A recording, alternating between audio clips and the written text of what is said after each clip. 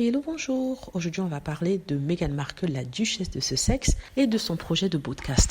Comme je l'ai annoncé il y a quelques jours, la duchesse de Sussex va sortir le premier épisode de son podcast en été. Un podcast qui va parler de féminisme, qui va parler de femmes extraordinaires, qui va parler de l'avancée des femmes en général et de leur rapport à la société.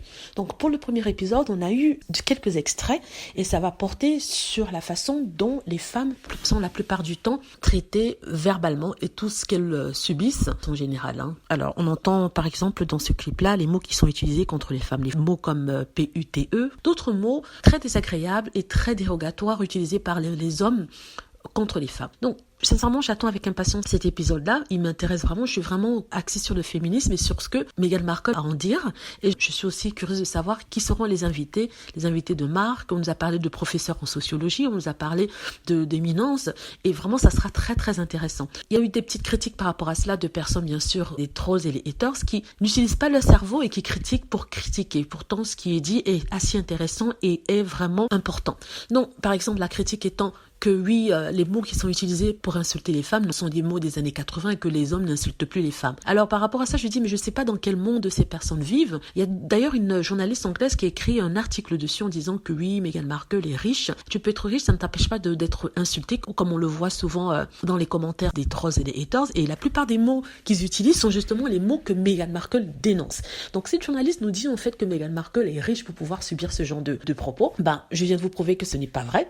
Et elle nous dit en fait que les femmes ne sont plus victimes de cela, qu'elles ont évolué, qu'elles sont dans le nouveau siècle, qu'on est dans les années 2000 et les hommes n'utilisent plus ces propos, ces mots-là. Donc je me suis dit, mais peut-être que dans son monde à elle de femmes riches, parce qu'il faut dire qu'Amanda Platel a un certain niveau de vie, elle est journaliste, elle écrit pour différents magazines, elle vit dans son milieu privilégié. Si vous allez en banlieue, proche banlieue, parisienne ou même dans des banlieues anglaises, je peux vous dire que les femmes là-bas sont vraiment souvent harcelées. Par exemple, il suffit qu'un homme vous fasse un compliment et que vous ne réagissez pas, vous ne répondiez pas ou que vous ne regardiez pas, c'est l'insulte, sale ceci, sale cela qui sort. Donc non, dans le monde peut-être privilégier des journalistes de femmes, ce qu'on appelle la haute middle class. Oui, on n'insulte pas les femmes dans la rue quand elles ne répondent pas aux avances. Mais dans le monde des personnes normales comme vous et nous, celles qui vivent au quotidien et qui doivent faire face à ce genre d'abus, si ça existe. Quand vous marchez dans la rue, un mec vous accoste, vous dit quelque chose, vous répondez pas, vous souriez, vous partez ou vous ne souhaitez même pas donner votre numéro, voilà, c'est l'insulte qui part. Donc non, je suis désolée madame, et c'est les critiques qui disent n'avoir jamais souffert de ceci et de cela. C'est bien pour vous, vous avez bien de la chance, mais ce n'est pas l'expérience de tout le monde.